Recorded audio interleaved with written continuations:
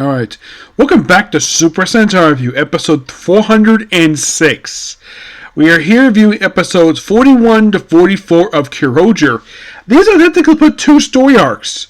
First of which, in 40 and 42, is the Christmas arc. Yep, we're celebrating Christmas, and also they have the boss back, except it's a clone, and then eventually they go to 4 different cities. Now, yes, this plot through was adapted for toward the end of Supernatural. I remember this very well. Except that in that one, Sludge planted eggs across the planet, and they hatched in the same locations they did here. And in this show, it was basically these monsters, these bad Santa creatures, which... And also throughout this two-parter, Diagon, Fury's counterpart in this one, he starts saying stuff that another one of the knights basically is saying, like, "Oh, I've got a headache. Sorry about that." That's something that the Knight of Hatred said, Egod. When Lakiro basically points out, though, that he reminds of him, he's just like, what? At one point, they capture King, and eventually his father returns. We actually see for the first time how, in this two-parter, of how King's father first met Torin, where apparently Torin, the reason why he's been traveling around the world is because he's looking for the Earth's melody. This light that pops up on the ground. And it's also in this two-parter that Torin has been teaching Sanji about his signature move. Which is perfected for next episode, by the way. Yep. Let's see. And of course about kids basically to experience some hatred, even though that he's angered, not hatred. So, yeah, it turns out the Edger's been controlling him for this whole two-parter, and he's able to get out of the armor, out of the Diagon, basically because he's armor. So he gets out, and he's about to be crushed, and looking up, Kendra basically stops him. He's like, "We shouldn't do any fight. We're supposed to go to the world, not supposed to fight ourselves."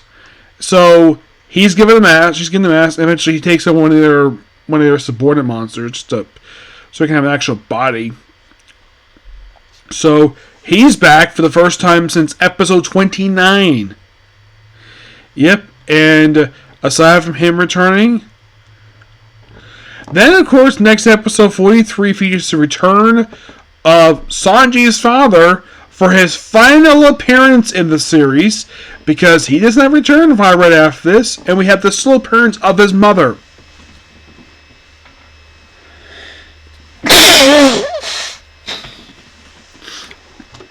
And in terms of his mother, it has nothing to do with sword instruction. His mother is a fashion designer.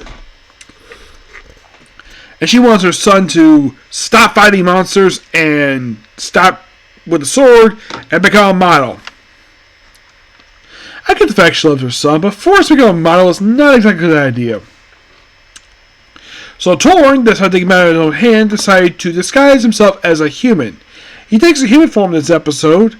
One where he's got a blonde streak in his hair. Where the personality-wise reminds me a lot of Big One. A little bit. I would say this version of him is sort of a minor nod to that. Given how he dresses and the fact he walks around with a cane. It is very similar to that guy. He also did the scold Sanji for snapping at his parents. And eventually, of course, basically, they kind of reconcile. Of course, they have a calm conversation later. Of course, basically, his mother sees him transfer for him. She's shocked at the fact he's a Kyoryuger. And his father suspected for a while, but basically, this kind of confirms his suspicion that he's fighting the monsters all along. So, and during the course of this episode, we debuted this guy in the cloak who ends up sporting a mask of sorrow by the end of this episode, and we have another guy who basically sports a mask of joy. This leads to the very next episode. We have the characters looking for them. Yeah, looking for no success, and basically, we also have a return. We have another appearance here by King's father, just make his appearance. This episode is very brief, And he does show up at the end of the episode, which I'll get to that in just a minute, because that actually leads into the very next episode. So, he does real torn. He's enacting his final task. What that is, we don't know yet. So, basically, at the end of this episode, we have two major things happen.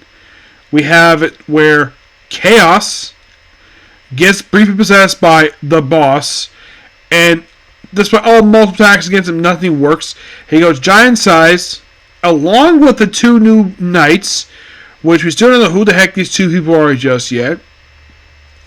They haven't given them names yet. So, all we know is the one sports Mask of Sorrow, the other one's Mask of Joy, and then eventually, even after giant size, he basically kind of doesn't exactly defeat the Kyoryugers. He just basically was tasked away, and of course they just return back to normal. And at the end of this episode, we have a shocking progression into the Daba army, because apparently that basically they now have hyperactive cells. They don't need regenerative water. Lakiro's been fired from Dengo's army by the end of this episode, and he is shocked the fact basically this happened. Basically, first he's relieved that in human terms you're fired, because despite the fact from Chaos' perspective, technically, Lakiro did everything he was asked. I think the reason why they're firing him because he's no longer needed. And this sets up, basically, this is one of the many setups in this episode at the ending that sets up the last 4 episodes of the series. And then at the end of the episode, we have King's father inside the frozen castle.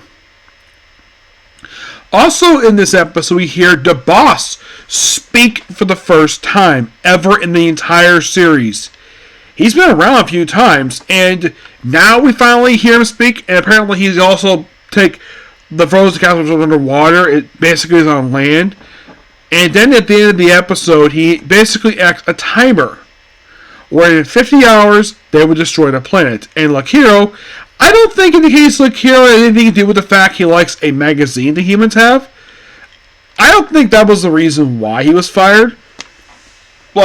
I think Chaos probably can care less about the fact that he likes a human manga, at least human stories. I don't think he can care less about that. He fired him because he's no longer necessary.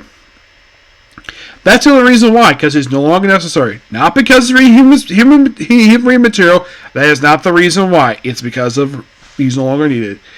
And this sets up also the next 2 episodes, and probably going to reveal who the heck these two are in the very next episode, but we're getting a lot of stuff happening in the course of the episode, so I decided to split the last...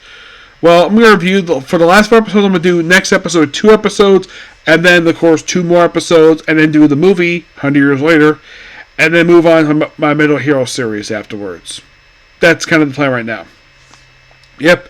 So, yeah, that's particularly a particular view. Please be sure to like, comment, subscribe, turn notifications, and do hit the like button. Well, basically, you can categorize the 43 and 44 as Prelude to the Endgame.